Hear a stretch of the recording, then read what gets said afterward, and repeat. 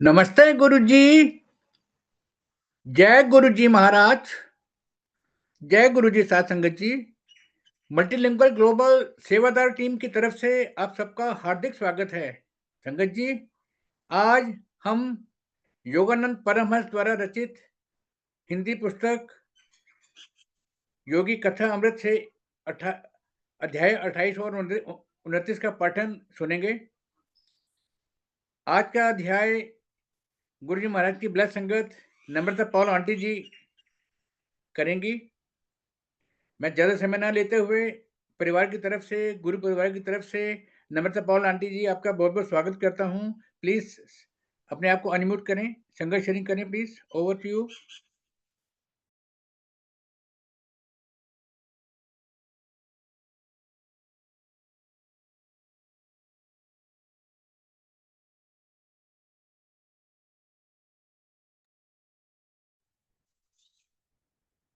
जय Guruji Namrata Paul aunty, over to you.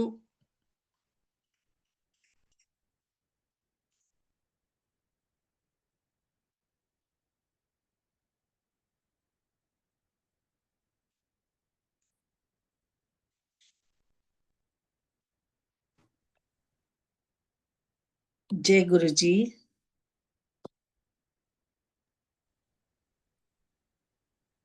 Aunty video खोल लीजिए। हाँ जी, जय गुरु हाँ जी। जी, हाँ जी।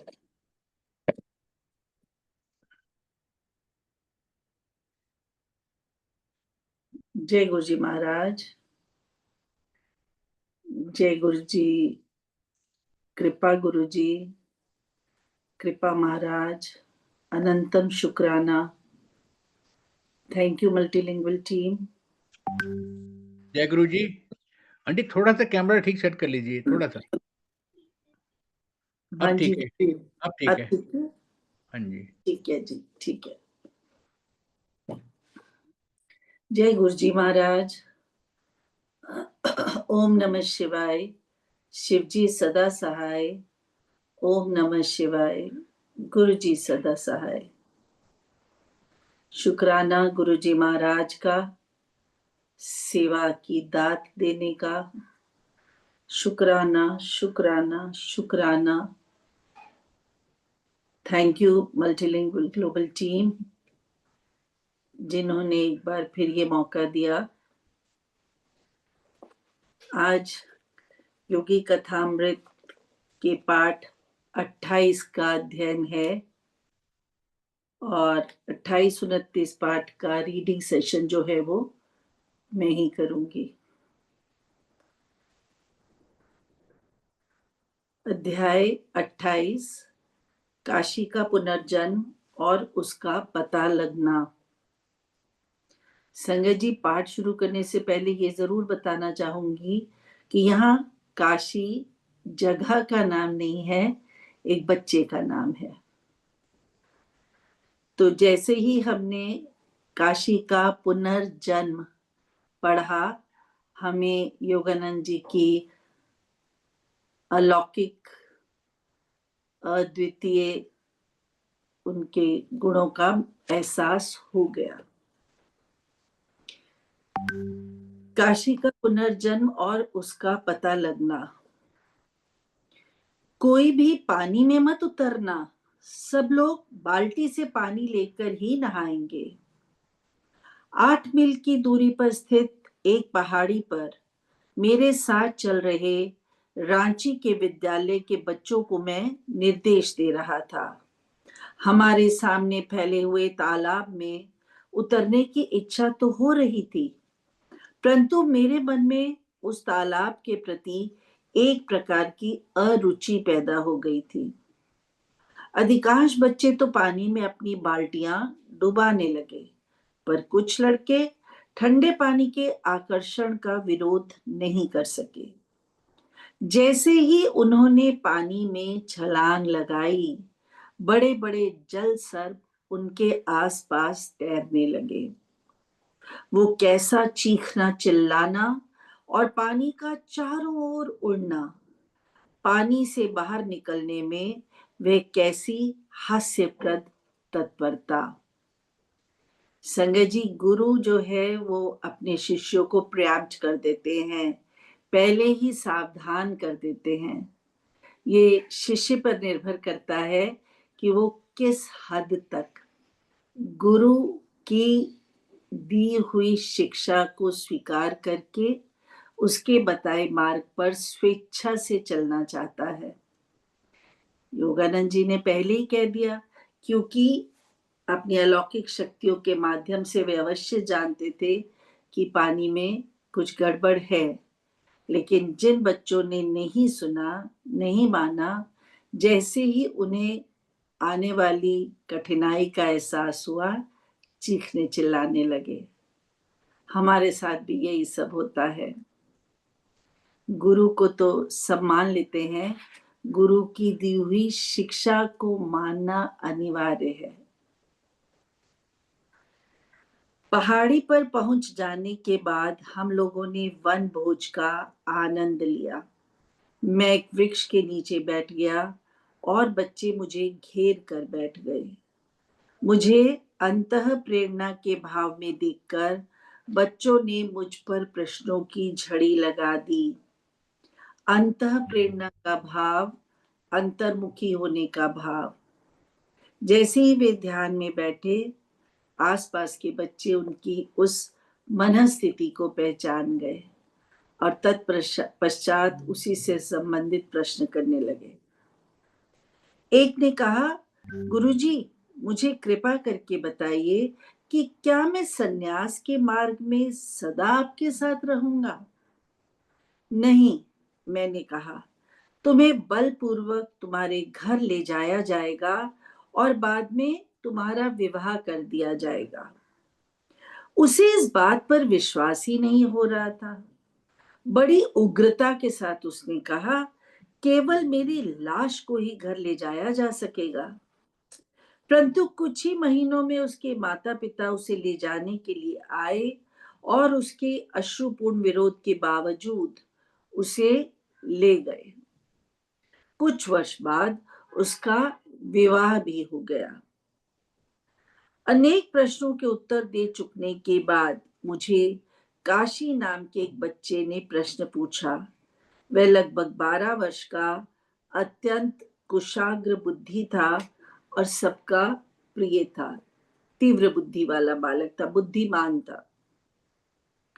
गुरुजी, उसने पूछा, मेरे भाग्य में क्या लिखा है? तुम्हारी शीघ्र ही मृत्यु हो जाएगी। मानो किसी अदमनीय प्रबल शक्ति ने मेरे मुंह से ये शब्द निकाल दिए।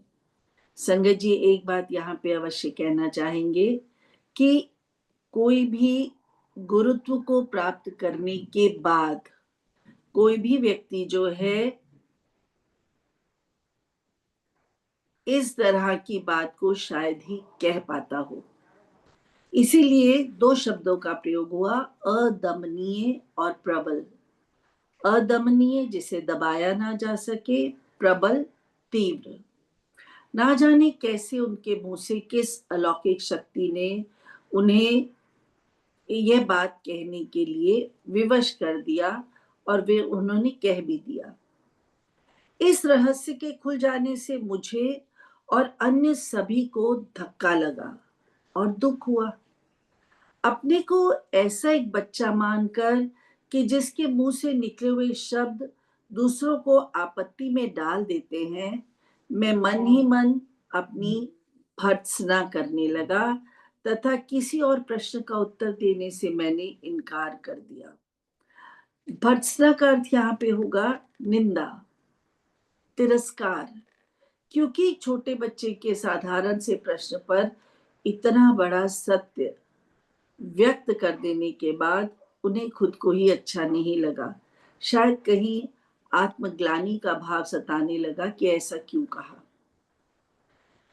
विद्यालय में लौट आने के बाद काशी मेरे कमरे में आया। यदि मेरी मृत्यु हो गई तो मेरा नया जन्म होने के बाद क्या आप मुझे ढूंढकर फिर से आध्यात्मिक मार्ग पर ले आएंगे? उसने सिसकते हुए पूछा। Soul connection. अपने गुरु से हमारा आत्मा का रिश्ता होता है, शरीर का नहीं। गुरु जी भी बहुत बार ऐसे मैसेजेस कन्वे कर दिया करते थे जिससे कि सोल के रीबर्थ की बात पता चलती थी। हमारी ही एक संगत है गुंजन अंकल, उनके पुत्र की सोल को गुरुजी ने जन्म से पहले ही ब्लेस कर दिया था। इस कठिन गूढ़ ज्ञान से संबंधित उत्तरदायित्व को नकारने के लिए मुझे विवश होना पड़ा, परंतु उसके बाद कई सप्ताहों तक काशी मेरे पीछे लगा रहा। अंततः उसे हताशा में टूटने की कगार पर देखकर मैंने उसे आश्वासन दे दिया। हाँ, मैंने वचन दिया, यदि भगवान मेरी मदद करेंगे तो मैं ढूंढने का प्रयत्न करूंगा। गर्मी की छुट्टियों में मैं थोड़े दिनों के लिए बाहर जा रहा था। इस बात का मुझे खेद था कि मैं काशी को अपने साथ नहीं ले जा सकता था। अतः यात्रा पर निकलने से पहले मैंने उसे अपने कमरे में बुला लिया और उसे अच्छी तरह समझा दिया कि चाहे कुछ भी हो जाए, कोई उसे कहीं और चलने का कितना ही आग्रह करे, वह हर दशा में विद्यालय के आध्यात्मिक स्पंदनों से युक्त वातावरण में ही रहे। क्योंकि विद्यालय का वातावरण स्पिरिचुअली इंक्लाइंड था, क्योंकि विद्यालय का अंतरिम भाग जो था अध्यात्म के भाव से परिपूर्ण था। आध्यात्मिकता की तरंगे वहां उठकर उस प्रांगण के प्रत्येक व्यक्ति की सुरक्षा को बनाए रखती थी।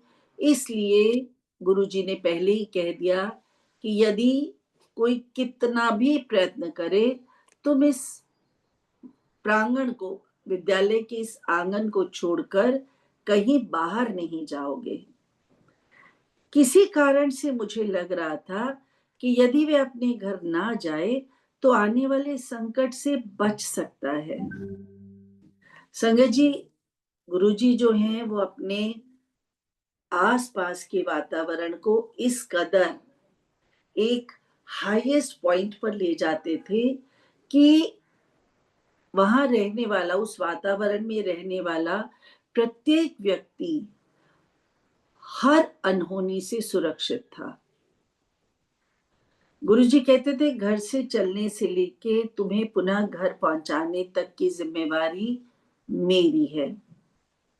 अब यहाँ पे गुरु स्वयं बाहर जा रहे हैं, किंतु बाहर जाने से पहले वह अपने विद्यार्थियों को सुरक्षित करने के लिए एक आध्यात्मिक ऑरा देकर जा रहे हैं। जैसे ही मैं वहां से निकला, काशी के पिता रांची पहुंच गए। 15 दिन तक वे अपने पुत्र का निश्चय यह कहकर बदलने की कोशिश करते रहे कि वह केवल 4 दिन के लिए कोलकाता अपनी माँ के पास आ जाए, तो उसके बाद फिर रांची आकर रह सकता है। पिता का हठ और पुत्र का आग्रह दोनों 15 दिन तक टकराते रहे। पिता ले जाने के लिए आए थे, पुत्र अपने गुरु की आज्ञा का पालन कर रहा था। काशी निरंतर इनकार करता रहा। आखिर पिता ने कहा कि वे उसे पुलिस की सहायता से घर ले जाएंगे।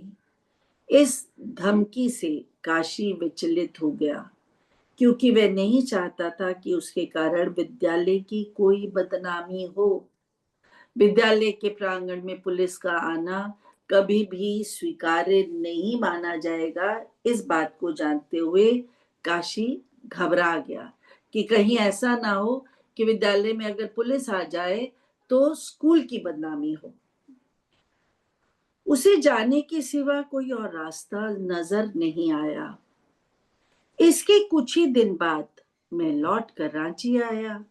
जैसे ही मैंने सुना कि काशी को कैसे ले जाया गया, तो मैं तुरंत कोलकाता जाने के लिए रेलगाड़ी में बैठ गया। वहां पहुंचकर मैंने एक घोड़ा गाड़ी किराए पर ले ली। यह आश्चर्यजनक ही था कि जैसे ही मेरी घोड़ा गाड़ी गंगा पर बने हावड़ा पुल को पार कर आगे बढ़ी। सबसे पहले मुझे जो लोग दिखाई दिए वे थे काशी के पिता और अन्य संबंधी जन। सब सूतक के वस्त्र धारण किए थे। सूतक के वस्त्र किसी की मृत्यु हो जाने के पश्चात पहने जाने वाले श्वेत वस्त्र। चिल्लाकर मैंने कोचवान से गाड़ी रोकने के लिए कहा और नीचे कूदकर उस अभागे पिता की ओर गुस्से से घूर घूर कर देखने लगा। हत्यारे, मैं कुछ ज्यादा ही जोश में चिल्ला पड़ा। तुमने तो मेरे बच्चे को मार डाला। काशी को जबरदस्ती कोलकाता लाने में अपनी भूल का उन्हें पहले ही एहसास हो चुका था। जो थोड़े बहुत दिन बच्चे ने वहां बिताए थे, उस दौरान उसने दूषित अन्न खाया था, जिससे उसे कॉलेरा हो गया और वह चल बसा। काशी के लिए मेरा प्रेम और उसे खोज निकालने का दिया हुआ वचन अब दिन रात मेरे मन को सताने लगा। काशी ने कहा था ना कि यदि किसी कारण मैं आपसे बिछड़ गया तो क्या आप दूसरे जन्म में मुझे पुनः ढूंढ लेंगे। जहां कहीं भी जाता वहीं उसका चेहरा सामने दिखने लगता। वर्षों पहले मैंने अपनी खोई हुई मां के लिए जिस प्रकार खोज की थी, उसी प्रकार की खोज अब काशी के लिए शुरू कर दी। यहाँ तो गुरुजनों की बात हो रही है। एक साधारण कहावत जो हम पर भी अप्लाई होती है, where there is a will there is a way. जहाँ चाह वहां राह। जिस बात को हम अपने मन में धारण कर लेते हैं, जिस बात को दृढ़ता पूर्वक करने का निश्चय कर लेते हैं, वह बात अवश्य पूरी हो जाती है। मुझे लगा भगवान ने मुझे जो बुद्धि दी है उसका उपयोग करके मुझे उन सूक्ष्म नियमों का पता लगाने के लिए अपनी सारी शक्तियों को दांव पर लगा देना चाहिए, जिनके द्वारा मैं काशी को सूक्ष्म लोकों में ढूंढ सकूं। सूक्ष्म लोक, इस धरती की पहुंच से परे की दुनिया, जो इस धरती से दूर है, जिसे वही देख सकता है, वही प्राप्त कर सकता है जो उसके योग्य है। यह मेरी समझ में आ गया कि वह अतृप्त इच्छाओं के स्पंदनों से धड़कती एक आत्मा था। काशी की यहाँ पे बात हो रही है। अतृप्त इच्छाएं, क्योंकि वह चाहता नहीं था कि इतनी जल्दी मृत्यु हो। कोई भी नहीं चाहेगा।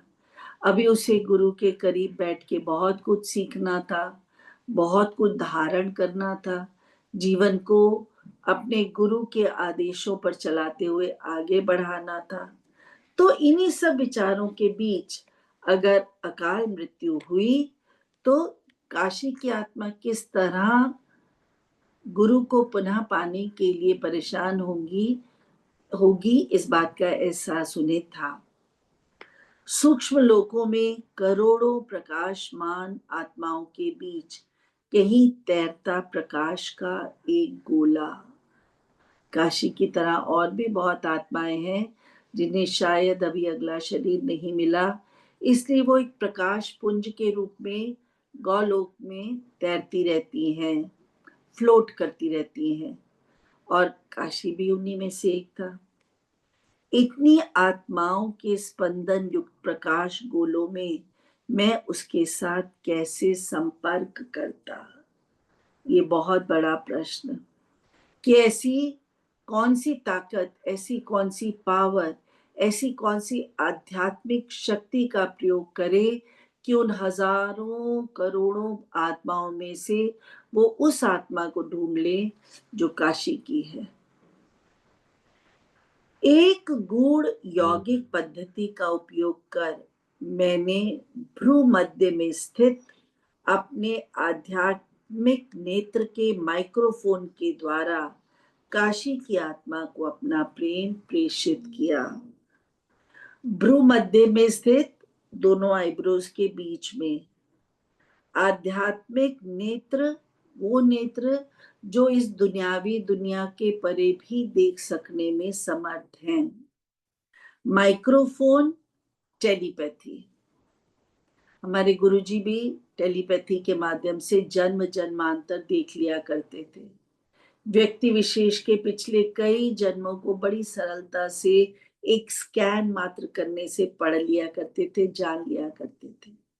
तो यहाँ पे योगानंद जी ने भी उसी योग की पद्धति का प्रयोग किया और टेलीपैथी के माध्यम से काशी की आत्मा को अपने हृदय के भाव को भेजा। मेरे भीतर में ऐसी प्रेरणा मिल रही थी कि काशी जल्द ही पृथ्वी लोक में वापस आ जाएगा। अब ये उस टेलीपैथी का प्रभाव है या गुरु के गुरुत्व का प्रभाव है कि वो जानते थे कि काशी का पुनर्जन्म जल्द होगा। यदि मैं अनवरत रूप से उसे अपनी पुकार भेजता रहूं, तो उसकी आत्मा अवश्य उत्तर देगी। मैं जानता था कि काशी द्वारा मुझे भेजा गया हल्के से हल्का स्पंदन भी मुझे अपनी उंगलियों, हाथों एवं मेरुदंड में अनुभव होगा। तो शायद, I am sorry, I might be wrong, मुझे ऐसे लगा कि ये एंटीना का काम कर रहे हैं। जो हमारा मेरुदंड है वो इस तरह की स्फुरण को, इस तरह की कंपकपाहट को ग्रहण करके जो चल रहा है, जो अलौकिक जगत में, भौतिक जगत से परे की दुनिया में चल रहा है, हम उसे महसूस कर सकते हैं। अपने हाथों को आकाश की ओर उठाकर उनका एंटीना की तरह उपयोग करता हुआ मैं उस स्थान की दिशा का पता लगाने के लिए प्रायः गोल गोल घूमा करता। जैसे नीचे टीवी चलता है, पुराने जमाने में ऐसे होता था ना, टीवी नीचे चलता था, एंटीना ऊपर लगा होता था, और जैसे ही टीवी की फोटो खराब हो जाती थी तो सबसे पहले एंटीना को हिलाया जाता था, उसे घुमाया जाता था। जिस डायरेक्शन में वो वेवलेंथ और फ्रीक्वेंसी को पकड़ लेता था उसे वहीं रोकने की कोशिश की जाती थी ताकि टीवी की स्क्रीन जो है वो एक क्लियर पिक्चर दिखा सके। यहाँ पे उसी टेक्निक का प्रयोग करते हुए बात की जा रही है कि मैं अपने हाथों के माध्यम से गोल गोल घूमकर जानना चाहता था कि काशी की आत्मा कहाँ है, जिसमें मुझे विश्वास था कि काशी का किसी गर्भ में पुनर्जन्म हो चुका है।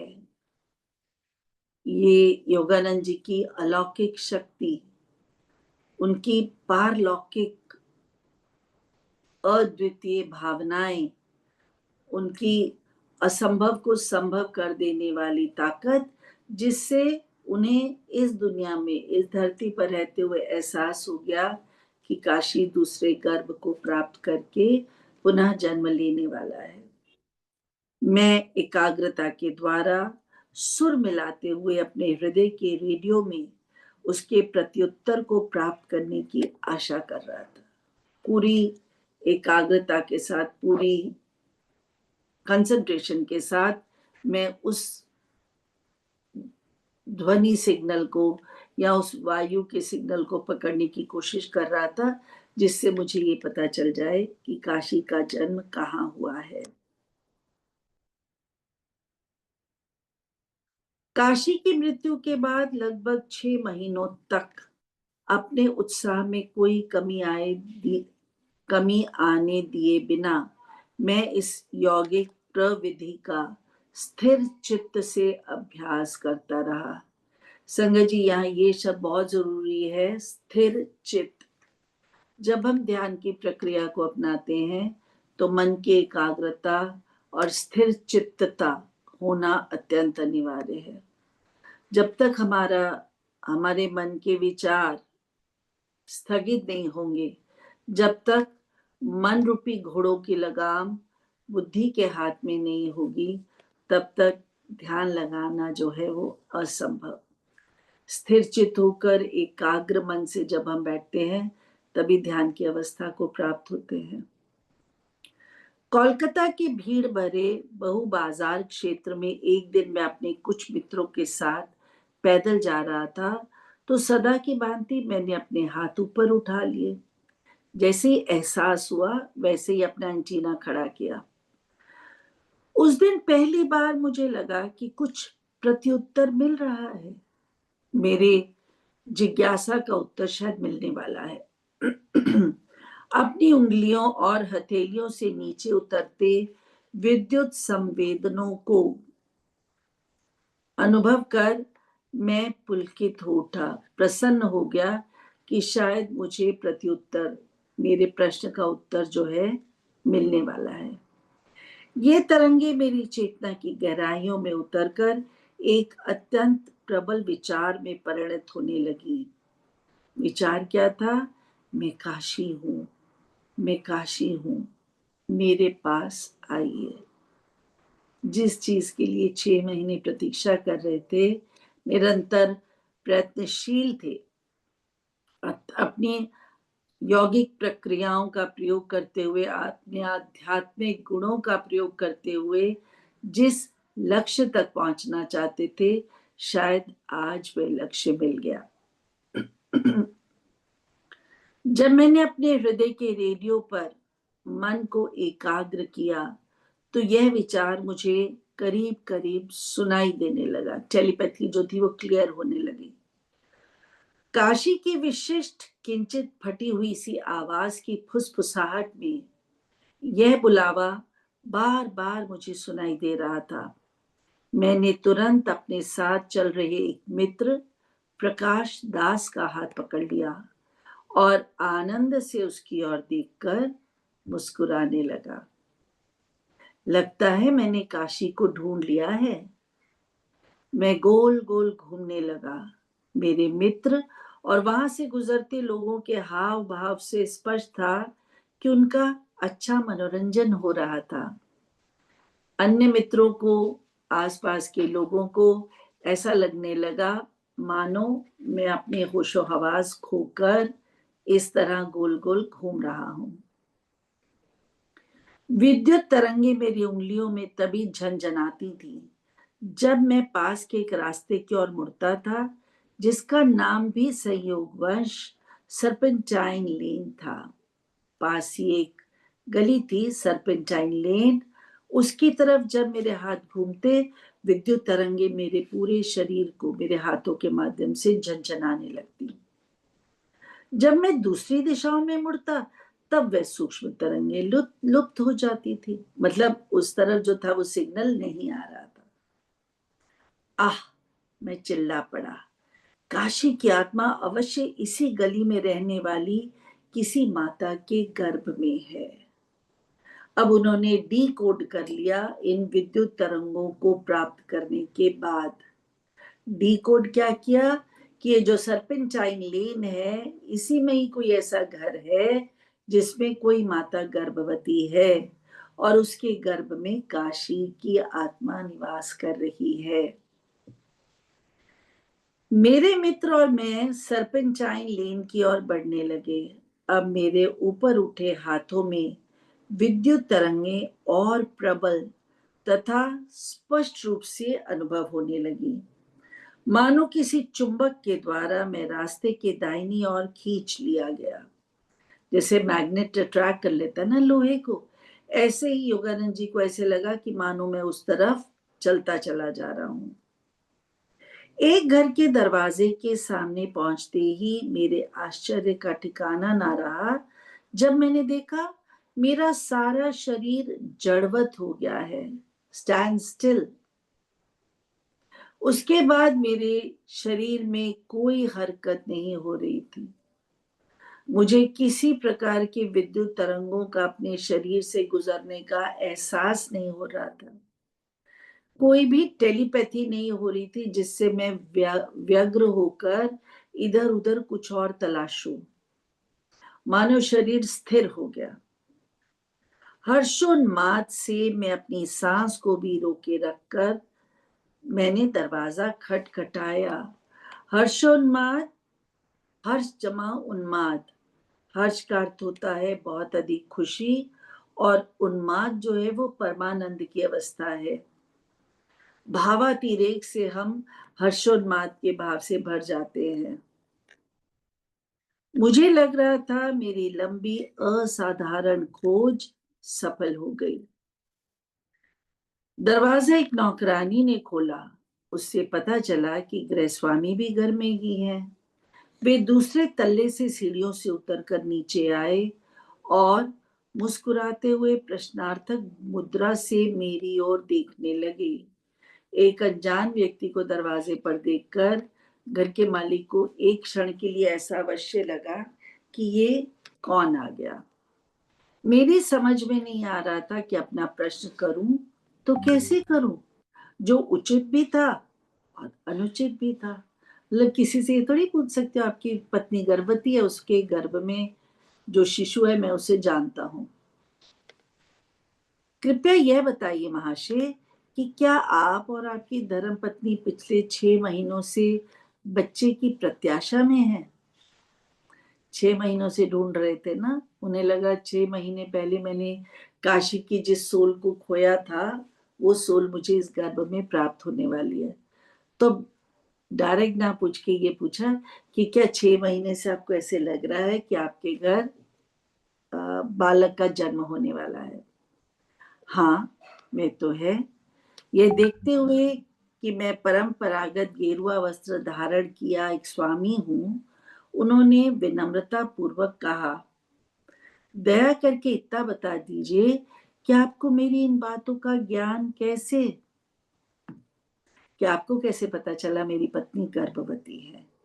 क्योंकि वो स्वामी के वेश में थे, साधु सन्यासियों के वस्त्र पहने हुए थे, इसलिए शायद गृह स्वामी को भी थोड़ा सा मन में उनके प्रति विश्वास और इतनी बड़ी बात को जानने का कारण पूछने की इच्छा उत्पन्न हुई। जब उन्होंने काशी और उसे दिए गए मेरे वचनों के बारे में सुना तो उस आश्चर्यचकित सज्जन को मेरी बात पर विश्वास हो गया। आपको गौर वर्ण के एक पुत्र की प्राप्ति होगी, मैंने उनसे कहा। उसकी मुखाकृति, मुख का आकार चौड़ी होगी और माथे के सामने की ओर झुका हुआ घुंघराले बालों का एक गुच्छा होगा। उसकी वृत्ति आध्यात्मिक रहेगी, अध्यात्म से जुड़ा होगा। मुझे यह पूरा विश्वास था कि जन्म लेने वाले इस शिशु में काशी के सभी लक्षण होंगे। तो बच्चे के जिन लक्षणों का उन्होंने वर्णन किया वे सभी लक्षण जो थे वो काशी के थे। बाद में जाकर मैंने उस बच्चे को देखा भी। उसके माता पिता ने उसे उसके पूर्व जन्म का ही काशी नाम दिया था। शैशवावस्था में भी वह देखने में बिल्कुल रांची के मेरे प्रिय छात्र काशी के जैसा ही था। बालक ने तत्काल मुझसे लगाव जताया। गत जन्म का प्रेम दुगनी तीव्रता के साथ जाग उठा। कुछ वर्षों बाद किशोरावस्था में पहुंचे उस बालक ने मुझे पत्र लिखा जब मैं अमेरिका में रह रहा था। उसने संन्यास मार्ग का अवलंब करने की अपनी तीव्र आकांक्षा व्यक्त की। मैंने उसे हिमालय के एक सदगुरु के पास जाने का सुझाव दिया। उस गुरु ने पुनर्जन्म हुए काशी को शिष्य रूप में स्वीकार कर लिया। इसके साथ ही पाठ समाप्त होता है। संगत जी, एक छोटी सी बात यहाँ पे जरूर बताना चाहूंगी कि हमें जो ये शरीर दिखाई दे रहा है ना, ये हमारा स्थूल शरीर है, हार्ड मांस का बना हुआ, अन्नमय कोश कहते हैं इसे। तो अगर हम शरीर को भी देखें तो कुल 3 प्रकार के शरीर हैं। सबसे पहले स्थूल, जिसे हम भौतिक शरीर कहते हैं। उसके बाद आता है सूक्ष्म शरीर, जो कि मन, बुद्धि, चित्त और अहंकार से मिला होता है। स्थूल शरीर अन्नमय कोश है, तो ये सूक्ष्म शरीर जो है ये प्राणमय कोश कहलाता है। और इसके साथ तीसरा शरीर है हमारा कारण शरीर, जो हमारी आत्मा से जुड़ा है, जो आनंदमय कोश है। यह अवचेतन शरीर है और यही कारण शरीर जो है ये मोक्ष प्राप्ति का साधन बनता है। तो शायद यहाँ पे इन शरीरों की गुप्त चर्चा करते हुए लेखक काशी तक पहुंचे और काशी को पहचाना और बाद में उसके साथ एक कांस्टेंट रिलेशनशिप डेवलप की। जय गुरु जी। इसके बाद हम दूसरा प्रकरण 29 प्रारंभ करेंगे। रविंद्रनाथ टैगोर और मेरे विद्यालयों की तुलना। एक्सक्यूज, एक सिप पानी पी लो।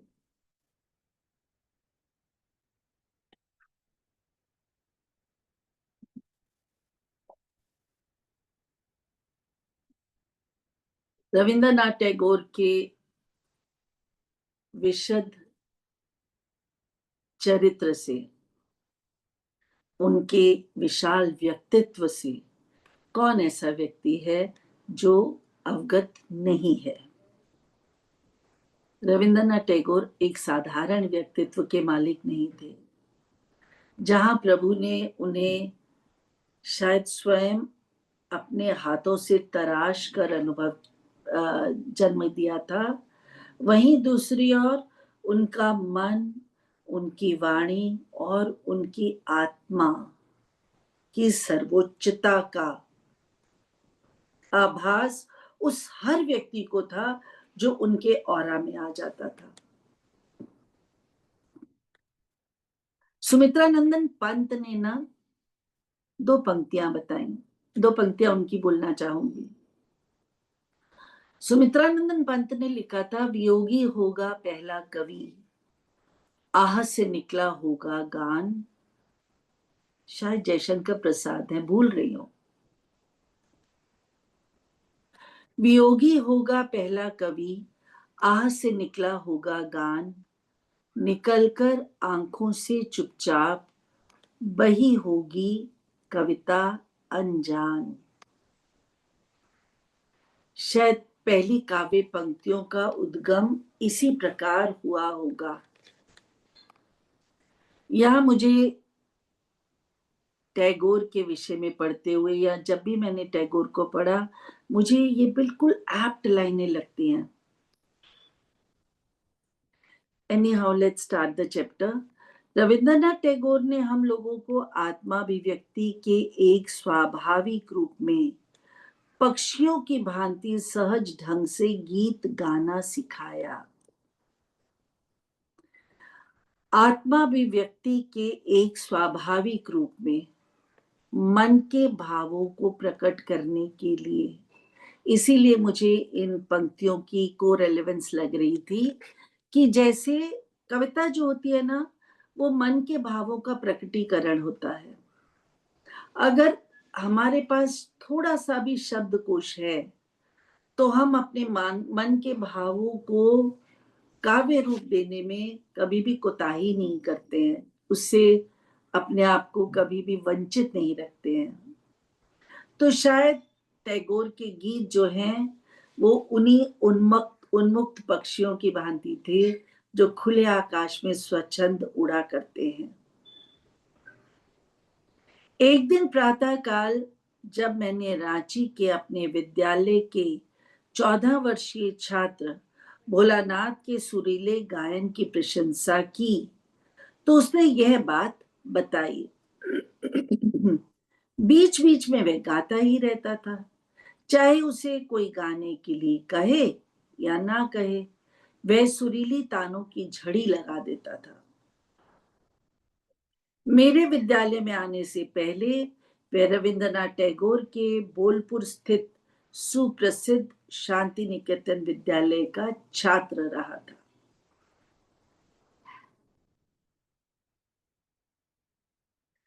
नन्हा शिशु जो है ना, वो एक उपजाऊ मिट्टी की तरह होता है। उसमें अगर अच्छी किस्म का बीज बो दिया जाए और उसका ध्यान रखा जाए तो वह बहुत जल्द सुरभित होकर, कुसुमित होकर अपने आसपास के वातावरण को महका देता है, गमका देता है। कोई भी विद्यालय जो है बच्चे की कोरी स्लेट पर जब अक्षरों को उकेर देता है तो स्थायी हो जाते हैं। उन इम्प्रेशंस को हम मिटा नहीं सकते।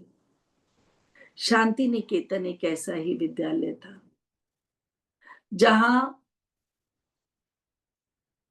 जहां एक अबोध बालक को एक समझदार एडल्ट बनाने की एक प्रक्रिया चलती थी पूरी की पूरी।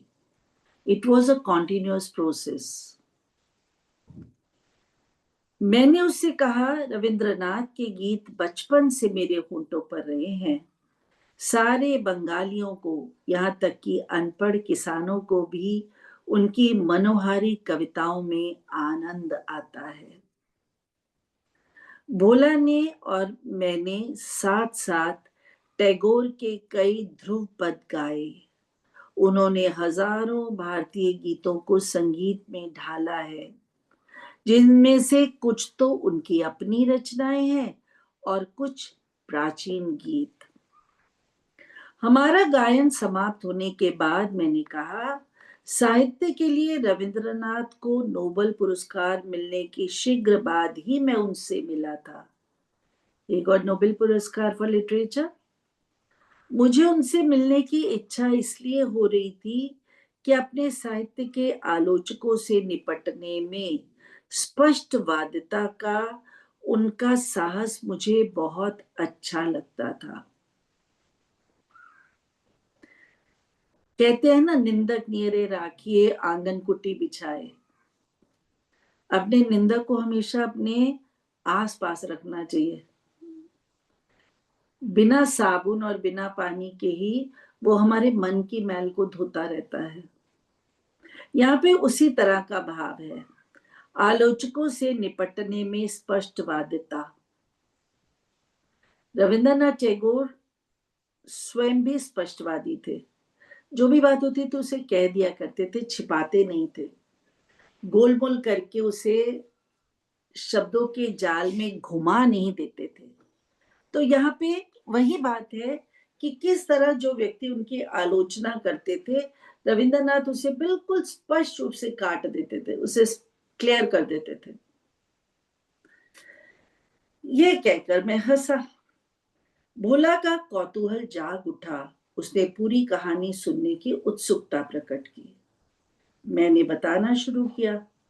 बंगाली काव्य में नई शैली लाने के लिए विद्वानों ने टैगोर की कटु आलोचना की।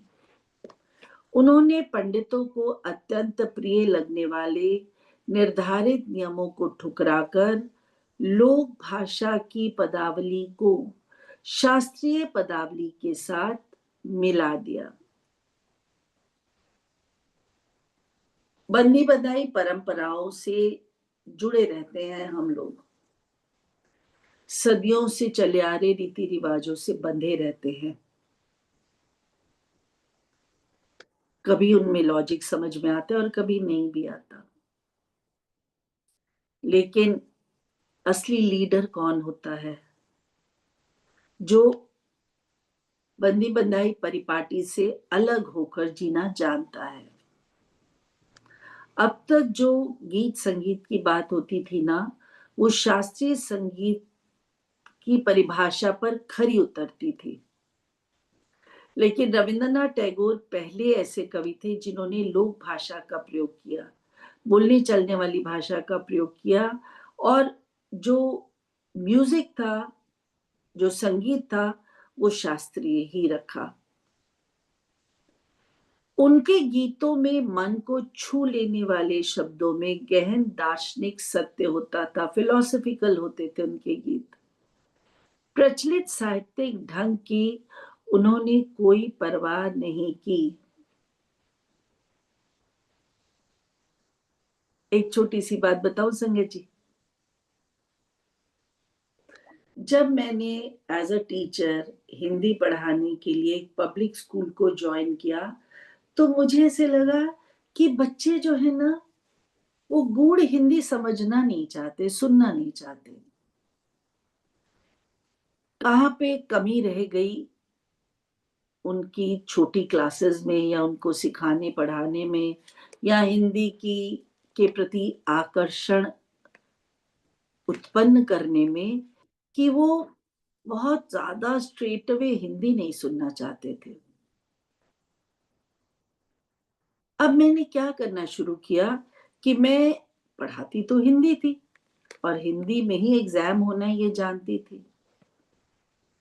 मैं जब उन्हें कुछ समझाती थी ना, तो इंग्लिश में, इंग्लिश, हिंदी और इंग्लिश दोनों लैंग्वेजेस में,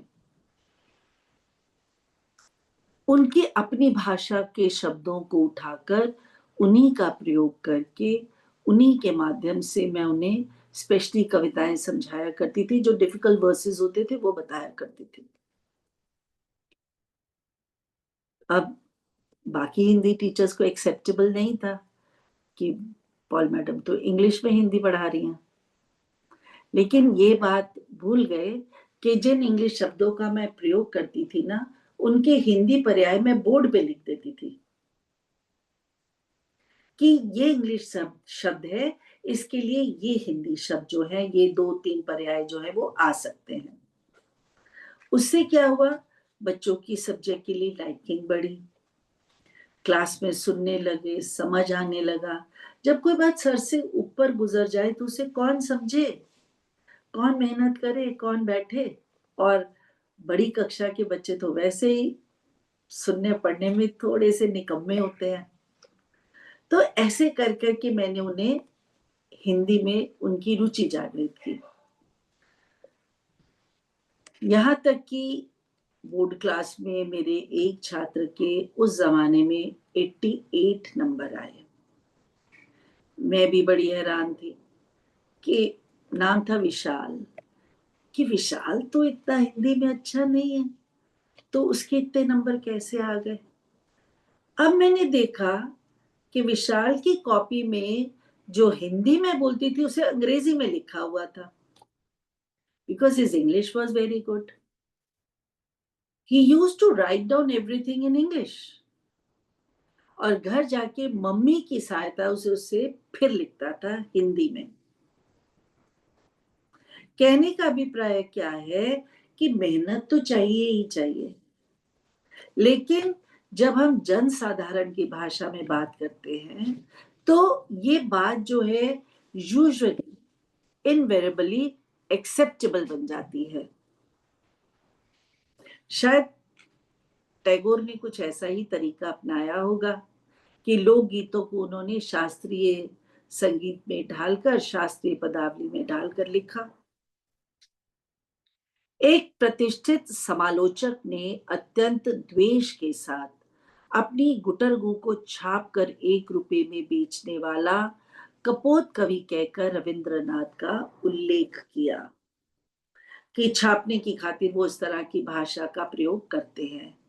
कपोत कवि होता है संजय जी, कपोत जातक की कहानियां, मतलब कपोत का अर्थ तो कबूतर होता है, लेकिन यहाँ पे जन्म कबूतर के जन्म से नहीं, कपोत कवि मतलब जो जो जो कपोत जातक की कहानियां लिखा करते हैं ना, कपोत जातक की, उस तरह का कवि जो सिर्फ ऐसे की खातिर अपनी रचनाओं को छापने के लिए इस तरह की कविताएं लिखता है। और उनकी रचनाओं को कह दिया गुटरगू। किंतु टैगोर को भी अपना बदला लेने का अवसर जल्द मिल गया। अपनी गीतांजलि का, उनकी रचना का नाम, उन्होंने स्वयं ही जब अंग्रेजी में अनुवाद किया, बंगला में लिखा और इंग्लिश में खुद ही ट्रांसलेट किया, तो संपूर्ण पाश्चात्य साहित्यिक जगत ने उनके चरणों में अपने श्रद्धा सुमन अर्पित कर दिए। It means he could have written in English, but he has written Gitanjali in Bangla because of his native love. अपनी भाषा के प्रति प्रेम के कारण, उस माधुर्य के कारण जो हृदय और आत्मा की गहराइयों को छू लेता है। एक पूरी रेलगाड़ी भर पंडित, जिनमें एक समय के उनके आलोचक भी शामिल थे, उनका अभिनंदन करने के लिए शांति निकेतन पहुंचे। जानबूझकर उन्हें काफी देर तक बिठा कर रखने के बाद ही रविंद्रनाथ उनसे मिले और फिर निर्विकार भाव से मौन रहकर उनकी प्रशंसा सुनते रहे। उगते सूरज को सभी प्रणाम करते हैं। अंततः आलोचना के उनके ही प्रचलित अस्त्र को उन्होंने उन्हीं की ओर मोड़ दिया। आलोचना की थी ना उनकी रचना को गुटरगू कहा था और रविंद्रनाथ टैगोर जैसे महान कवि को कपोत कवि कहा था। उन्होंने कहा, सज्जनों, आप जिन गौरव सुरभियों की वर्षा यहाँ मुझ पर कर रहे हो, गौरव सुरभि मतलब गौरवान्वित होकर प्रशंसा के बोल मेरे लिए बोल रहे हो, उसमें आपके गतकालीन घृणा की दुर्गंध भी विसंगत रूप से मिली हुई है। जो एक समय में तुम लोग मुझसे घृणा करते थे, मेरी आलोचनाएं करते थे, आज तुम्हारी प्रशंसा के जो शब्द हैं उनमें मुझे वो दुर्गंध मिल रही है। मेरे नोबेल पुरस्कार मिलने और आप लोगों की प्रखर प्रशंसात्मक बुद्धि के अचानक जागृत होने के बीच कोई संबंध तो नहीं, कि ऐसा तो नहीं है कि आज मैं नोबेल पुरस्कार प्राप्त कर गया तो तुम मेरी प्रशंसा करने लगे, तुम्हारी प्रशंसा करने वाली बुद्धि जो है वो अचानक जागृत हो गई। मैं तो अभी भी वही कवि हूं जिसने आप लोगों को तब बड़ा ही नाराज कर दिया था जब मैंने प्रथम बार बंगाल मंदिर में अपने विनम्र काव्य सुमन अर्पित किए थे। समाचार पत्रों ने टैगोर द्वारा सुनाई गई निर्भीक फटकार का वृत्तांत प्रकाशित किया।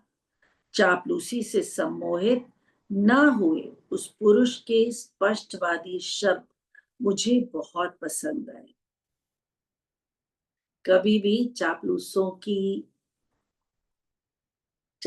के द्वारा कहे गए, बढ़ा चढ़ाकर कहे गए वर्णन को सत्य नहीं मानना चाहिए। महाराज कहते थे अपने रास्ते चलते रहो, ਇੱਥੇ ਤੁਹਾਨੂੰ तारीफ करन वाले भी मिलेंगे और ਤੁਹਾਡੀ बुराई करन वाले भी मिलेंगे, लेकिन तुसी अपने एम ਨੂੰ नहीं भूलना। किस एम को लेकर हम जीवन यात्रा पर चलते हैं, जीवन यात्रा में हमारा उद्देश्य क्या है, लक्ष्य क्या है, उसे नहीं भूलना चाहिए। कोलकाता में रविंद्रनाथ की सेक्रेटरी श्री CF एंड्रयूज ने मेरा उनसे परिचय करा दिया। मैं जब वहां गया तो श्री एंड्रयूज केवल एक बंगाली धोती पहने हुए थे। वे टैगोर का उल्लेख प्रेम से गुरुदेव कहकर करते थे और उनका यही नाम जो है वो फेमस हुआ। रविंद्रनाथ ने शिष्टता पूर्वक मेरा स्वागत किया। उनके व्यक्तित्व से मनमोहकता, सुसंस्कृतता एवं शालीनता निस्सृत हो रही थी। किसी भी व्यक्तित्व की पहचान अगर इन 3 शब्दों से हो जाए तो highest level of human being. मनमोहक व्यक्तित्व, अट्रैक्टिव कैरेक्टर, सुसंस्कृत व्यक्तित्व, कल्चर्ड, संस्कारी, और शालीनता, शालीनता कहते हैं सुसभ्यता को, शिष्टाचार को। बड़ा ही विनम्र व्यक्तित्व जो होता है ना, उसको कहते हैं वो शालीनता से भरा हुआ है। निस्सृत हो रही थी मतलब बाहर बह रही थी। ये 3 गुण जो थे उनको देखने मात्र से स्पष्ट हो रहे थे।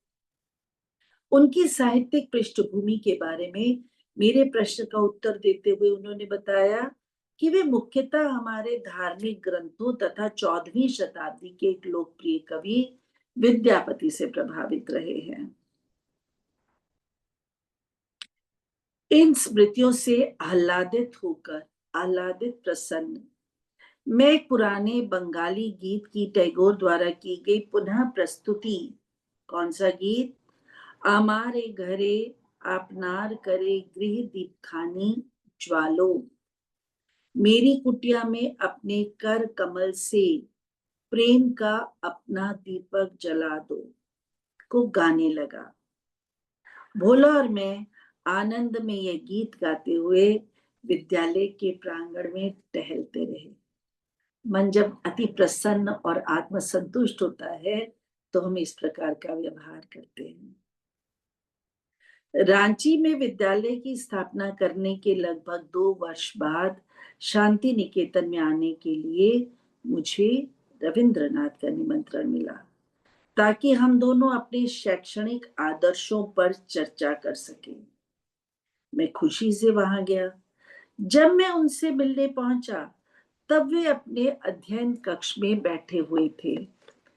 पहली भेंट के समान ही इस बार भी मुझे लगा कि उत्कृष्ट पुरुषत्व का चित्र बनाने के लिए, उत्कृष्ट पुरुषत्व कहेंगे संगत जी, पुरुष समाज का सिरमौर, पुरुष समाज में सबसे उत्तम। यदि कोई ऐसा चित्र बनाने के लिए किसी चित्रकार को किसी मॉडल की आवश्यकता पड़े तो वह उनसे अधिक अच्छा मॉडल उसे नहीं मिल सकेगा। एज आई टोल्ड यू ना, यू मस्ट हैव सीन गुरुदेव, उनकी फिजिकल आइडेंटिटी ही बहुत अट्रैक्टिव थी, वॉज वेरी अट्रैक्टिव। प्राचीन रोम के कुलीन पुरुष की तरह तीखे नैन नक्श, सुंदरता के साथ तराशा हुआ उनका चेहरा, लहराते केश और लंबी दाढ़ी के बीच सुशोभित था। विशाल दयाद्र नेत्र, करुणा से भरी हुई आंखें, देवता सदृश सौम्य मुस्कुराहट, मुस्कुराहट ऐसी मानो उसमें देव गुण मिले हुए हैं, तथा बांसुरी की ध्वनि की याद दिलाती आवाज, इतनी मीठी मधुर आवाज है बांसुरी की। उनकी आवाज में बांसुरी की वही मिठास की खनक थी जो सचमुच मंत्र मुग्ध कर देती थी। मजबूत, सुदृढ़, लंबे कद के, गंभीर मुद्रा के उनके व्यक्तित्व में करीब करीब नारी सुलभ कोमलता भी थी। कहाँ एक और उत्कृष्ट पुरुषत्व कहा और कहाँ अब यहाँ आकर नारी सुलभ कोमलता कहा। ऐसी विशेषताएं सिर्फ अनंग में हो सकती हैं, कामदेव में हो सकती हैं। शिशु सुलभ हर्षोत्फल स्वयं स्फूर्ति भी, बच्चों की तरह चंचलता, कवि दिखने में कैसा हो इसकी आदर्श कल्पना इस सौम्य गायक की मूर्ति से अधिक अच्छी तरह साकार नहीं हो सकती। कितने सुंदर विशेषणों का प्रयोग हुआ है। मतलब किताब में जो लिखा हुआ है ना, वो शब्द चित्र बना रही है। आप अगर ध्यान से एक एक शब्द का अभिप्राय जानते हुए इसे पढ़ेंगे ना तो ऐसा लगेगा मानो गुरुदेव की मूर्ति आंखों के आगे खुद ब खुद आके खड़ी होगी, उनका चित्र आंखों के आगे बन गया। मतलब जो विशेषणों का प्रयोग हुआ है, जैसे आंखों के लिए दयाद्र और मुस्कुराहट के लिए सौम्य देवता सदृश्य, आवाज के लिए बांसुरी और कद के लिए लंबा, कंधे मजबूत और सुदृढ़ और हाव भाव गंभीर, कोमलता, बड़ी बहुत, मतलब शायद मैं 10 बार इस पैराग्राफ को पढ़ गई। टैगोर और मैं शीघ्र ही प्रचलित पद्धति से हटकर बनाए गए हमारे विद्यालयों के तुलनात्मक अध्ययन में मग्न हो गए। हमने दोनों विद्यालयों में कई बातों में समानता पाई। खुले आकाश के नीचे शिक्षा, ओपन स्कूल, सादगी, बच्चों की रचनात्मक प्रवृत्ति के विकास के लिए पर्याप्त अवसर। रविंद्र ने साहित्य और काव्य के अध्ययन पे तथा संगीत और गायन के द्वारा आत्माभिव्यक्ति पर काफी जोर दिया था, जैसा कि भोला के मामले में मैं पहले ही देख चुका था। शांति निकेतन के बच्चों के लिए मौन के विशिष्ट समय भी निर्धारित थे, परंतु उन्हें योग का कोई विशेष प्रशिक्षण नहीं दिया जाता था। आई विश इस बात को आज स्कूलों में इम्पोर्टेंट समझकर टाइम टेबल में इसे एक स्थान दे दिया जाए। मौन, बच्चों के लिए मौन का विशिष्ट समय। This 0 period, this 10 minutes, this 5 minutes are to be quiet. In those 2 minutes, nobody will utter a word. In those 5 minutes, nobody will utter a word. I wish ऐसा होता। संजय जी, जापान में ना 1 से 5 वर्ष, 2 से 5 वर्ष के बच्चों के लिए there are no studies. वो बच्चे स्कूल जाते जरूर हैं, लेकिन वो पढ़ते नहीं है, किताबें नहीं पढ़ते हैं। वो स्कूल जाते हैं कल्चर्ड बनने के लिए, सुसभ्य नागरिक बनने के लिए, हम्बल पोलाइट बनने के लिए, अपने आसपास की सफाई का ध्यान रखने के लिए। मतलब वो सब बातें जो कहीं ना कहीं आज रैट रेस में दौड़ता हुआ हमारा बच्चा शायद कहीं ना कहीं पीछे पिछड़ रहा है। हमारे बच्चे बहुत बुद्धिमान हैं, they are very intelligent, provided इस तरह का माहौल मिल जाए जिससे वो उन विशेषताओं को इनकलकेट कर सके जो पढ़ाई से ज्यादा जरूरी हैं। फिर वही बात आ जाती है, बीज को जितने संभाल के सुरक्षा में रखते हुए, वातावरण में रखते हुए बड़ा किया जाएगा, वो एक उतना ही बड़ा विशाल वट वृक्ष बन के हमें छाया देगा। ABC 1 2 3 तो सभी सीख लेंगे, घरों पे भी सीख लेंगे, लेकिन लैक ऑफ टाइम की वजह से पेरेंट्स जो वैल्यूज इनकलकेट नहीं कर पा रहे हैं, I am sorry, I am not talking about all the parents, in general ये बात हो रही है। वो बातें अगर विद्यालय में कंपलसरी कर दी जाए तो हर बच्चा सीख लेगा। स्कूल का टाइम टेबल ही ऐसा होना चाहिए।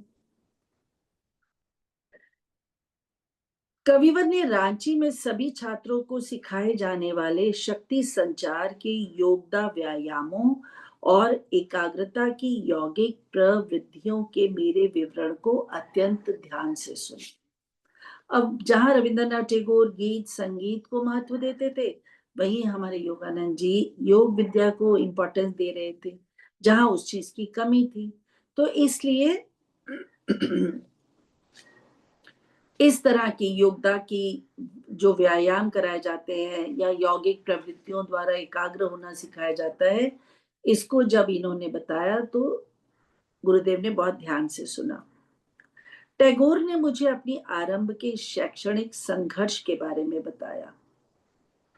5वीं कक्षा के बाद मैं स्कूल से भाग निकला। उन्होंने हंसते हुए कहा, स्कूली शिक्षा के नीरस अनुशासनात्मक वातावरण में उनके जन्मजात कवि हृदय की कोमलता को कैसे झटके लगते होंगे, इसे मैं आसानी से समझ सकता था।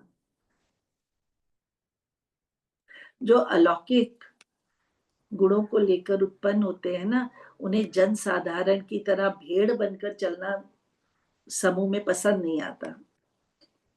गुरुजी के लिए भी यही कहा जाता है कि क्लासेस छोड़ छोड़ के साधु सन्यासियों के पीछे चलते रहते थे। गुरुजी के मित्र से या उनके प्रिंसिपल से कभी बात करके देखे तो पता चलता था, पता नहीं क्या करते थे, बाहर पेड़ के नीचे बैठ रहते थे, कुछ सोचते रहते थे। और वो पता नहीं क्या करते थे, सोचते रहते थे, करते रहते थे। वो हमारी समझ है, हमारी पहुंच नहीं है ना वहां तक।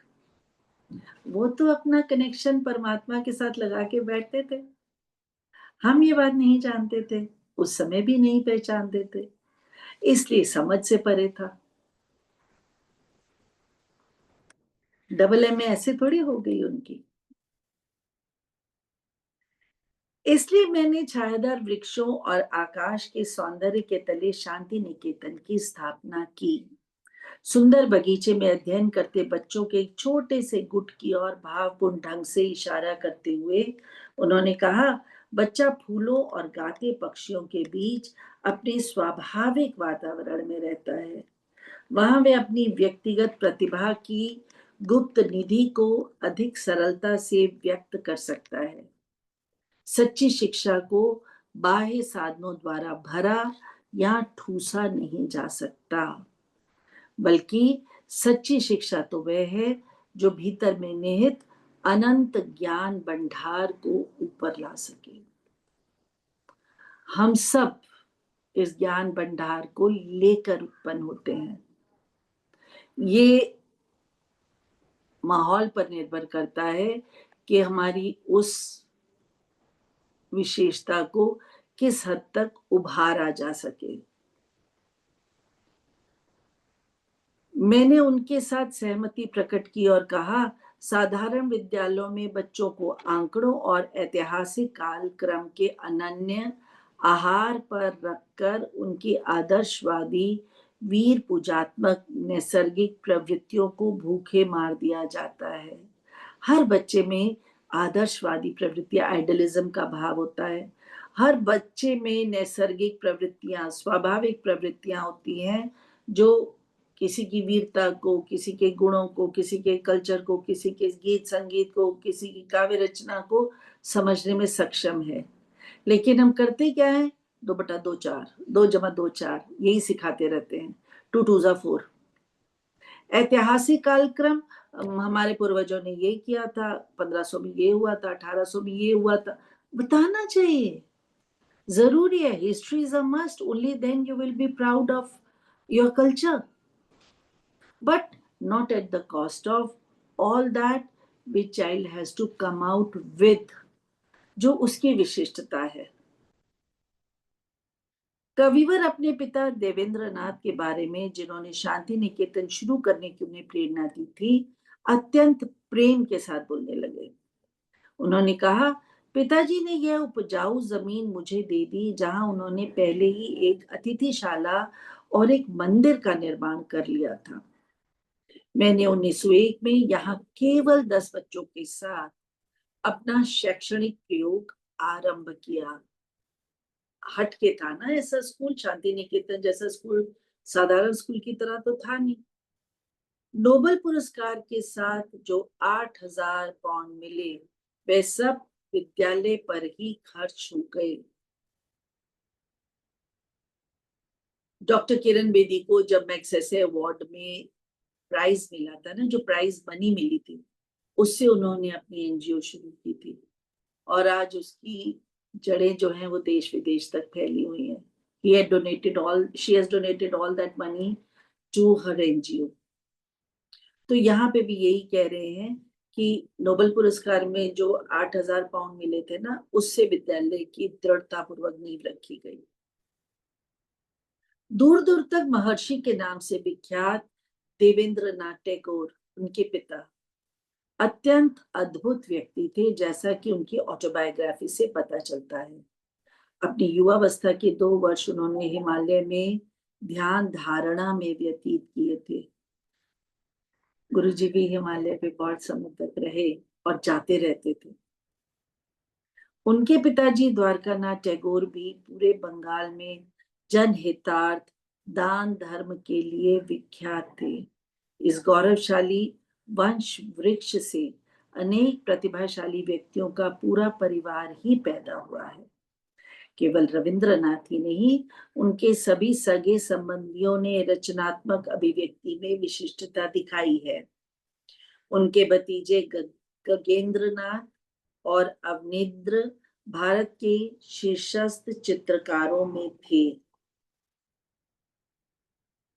रविंद्रनाथ के भाई विजेंद्र एक दार्शनिक थे, फिलोसोफर, जिनसे पक्षी और जंगली पशु भी प्रेम करते थे। तो एक लेगेसी चल रही थी परिवार में। रविंद्रनाथ ने मुझसे एक रात अतिथिशाला में रहने का आग्रह किया। शाम को आंगन में बैठे कविवर और बच्चों के दृश्य ने मेरा मन मोह लिया। मैं अतीत काल में पहुंच गया। मेरे सामने प्रस्तुत दृश्य प्राचीन काल के किसी आश्रम की तरह लग रहा था। आनंद में विभोर गायक और उसके चारों ओर बैठे भक्तजन, सभी दिव्य प्रेम के प्रभा मंडल से घिरे हुए। टैगोर मित्रता की प्रत्येक गांठ मनोमाधुर्य के धागे से बांधते थे।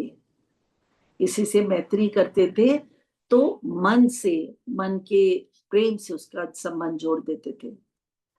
वे कभी भी अपनी बात पर जोर नहीं देते थे।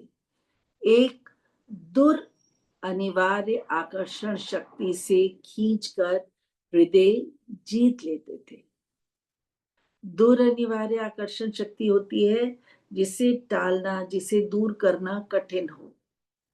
अपरिहार्य बोलते हैं इसे हिंदी में।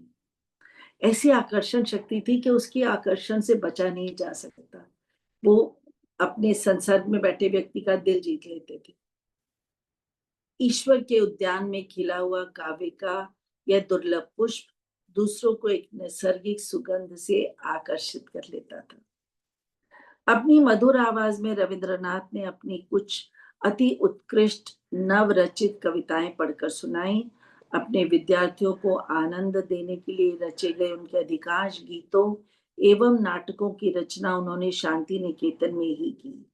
मेरी दृष्टि में उनके पद्यों की सुंदरता इसमें है कि लगभग प्रत्येक छंद में ईश्वर के नाम का उल्लेख किए बिना ईश्वर का जिक्र करने की उनकी अद्भुत कला उनमें प्रकट होती है। उन्होंने लिखा, सुरेर घोरे अपना के जाई भूले, बंधु बोले डाकी मोर प्रभु की।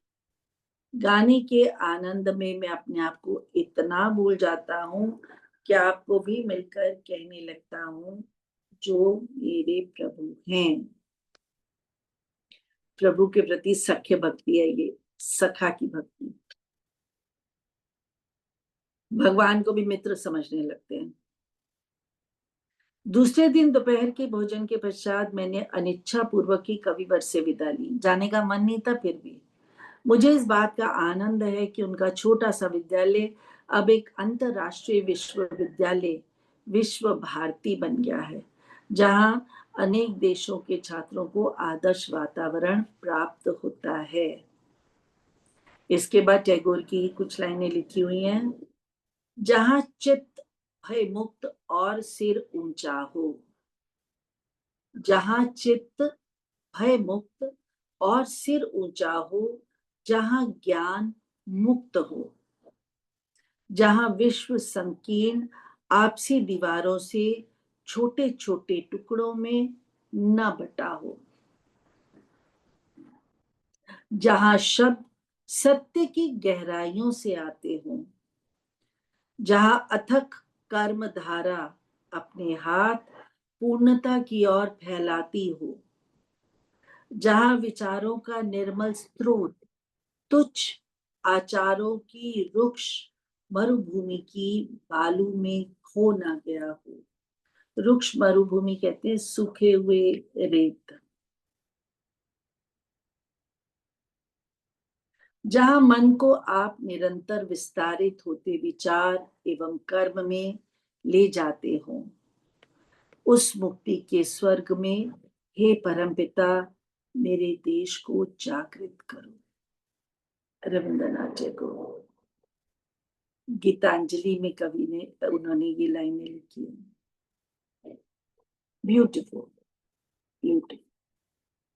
थैंक यू संगत जी। Thank you, Laja Aunty, for giving me opportunity for this chapter particularly. I am really thankful for that. I've enjoyed each bit of it. Thanks, Sachin. Jai Guruji Maharaj, Shukrana, Shukrana, Shukrana. जय गुरु जी, शुक्राना गुरु जी।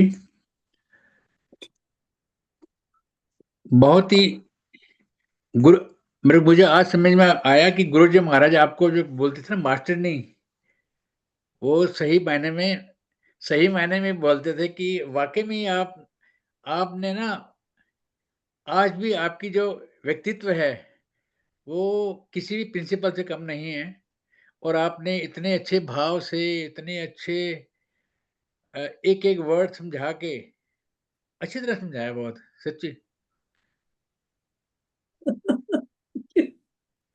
No comments. मैं अभी comments के लिए आज हमारे बीच में एक और मास्टरनी जी उपस्थित हैं। ये भी मास्टरनी हैं, नेहा नेहा जुनेजा जी। मैं उनसे रिक्वेस्ट करूँगा प्लीज़ अपने आप को अनम्यूट करें।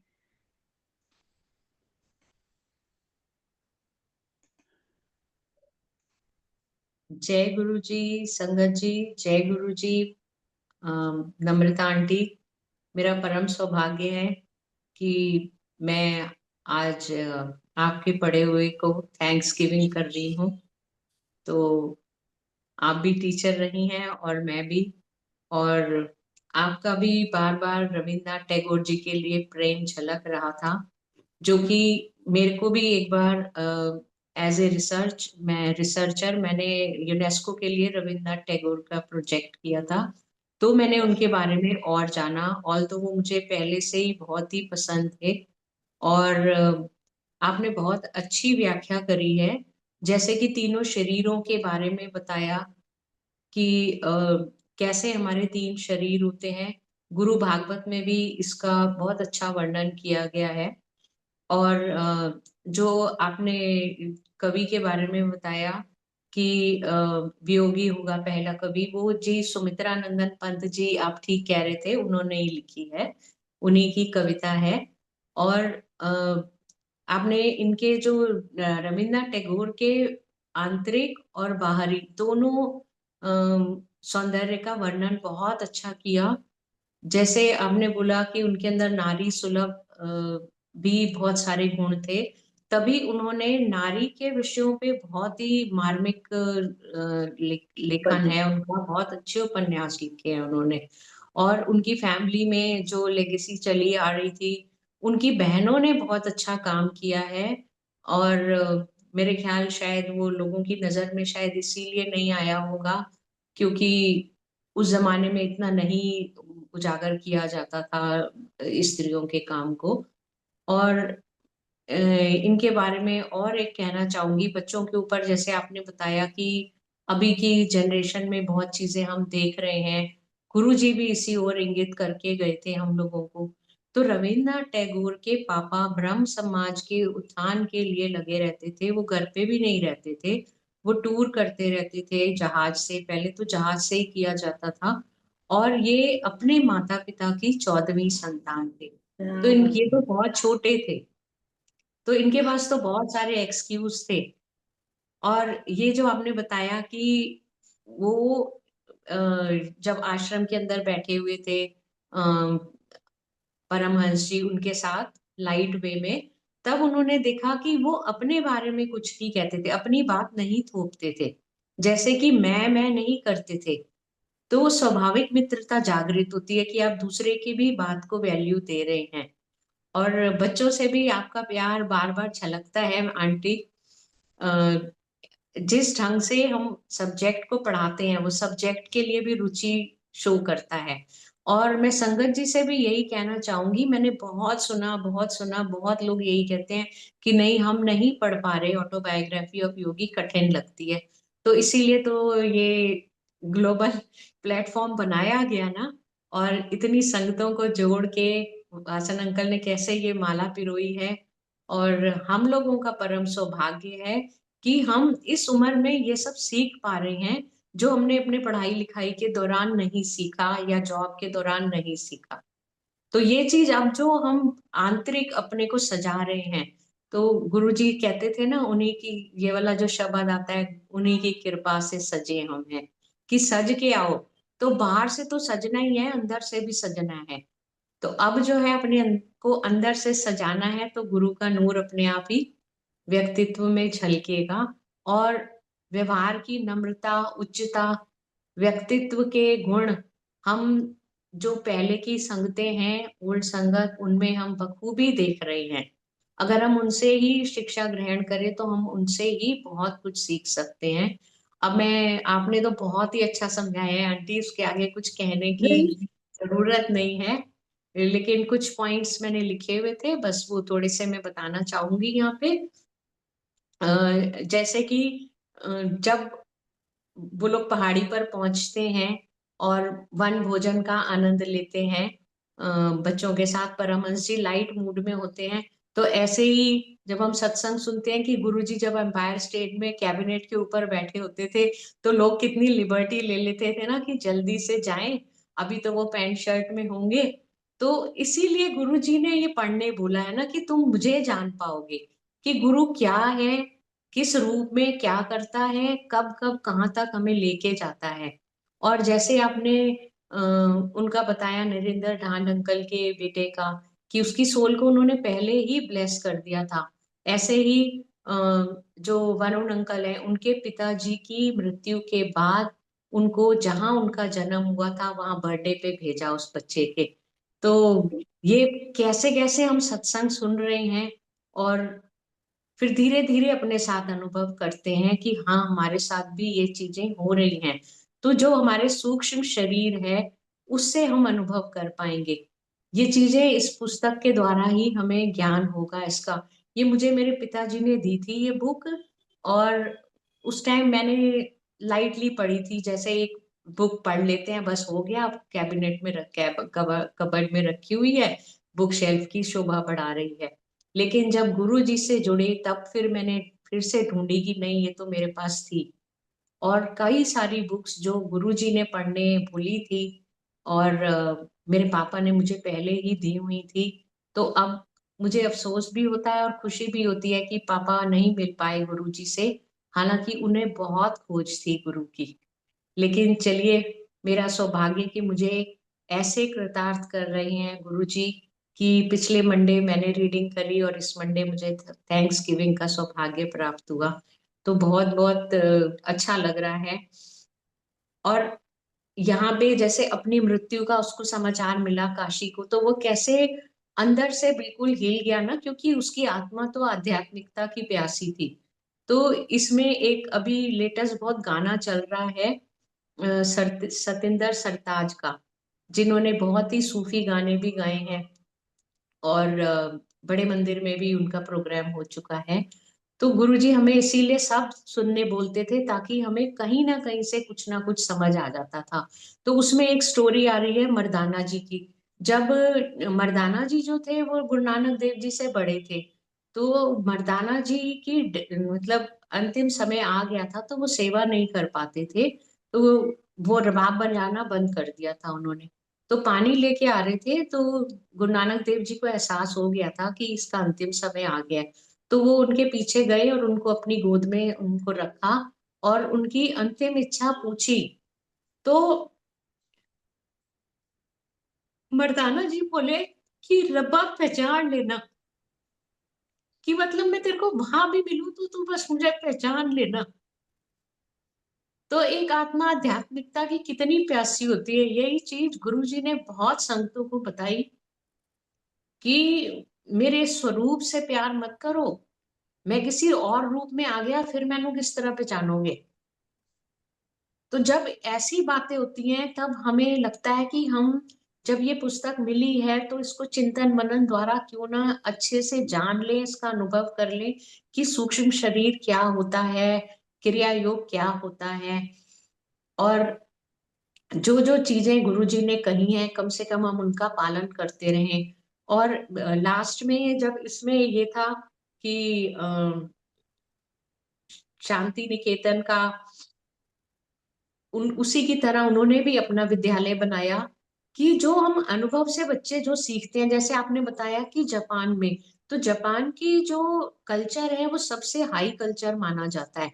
10 कंट्रियों का सर्वे किया गया था और वहां के कल्चर्ड लोग जो है सबसे ज्यादा जापानीज लोग कल्चर्ड माने गए। और उनकी काफी चीजें हमारे इंडियन लोगों से मिलती हैं, लेकिन हम लोग कुदरत का ही ध्यान नहीं रखते, जो कि बहुत जरूरी है। जिसको ईश्वर से प्रेम होगा उसे कुदरत से प्रेम होगा ही होगा। वाणी तो पूरी कुदरत के बारे में है।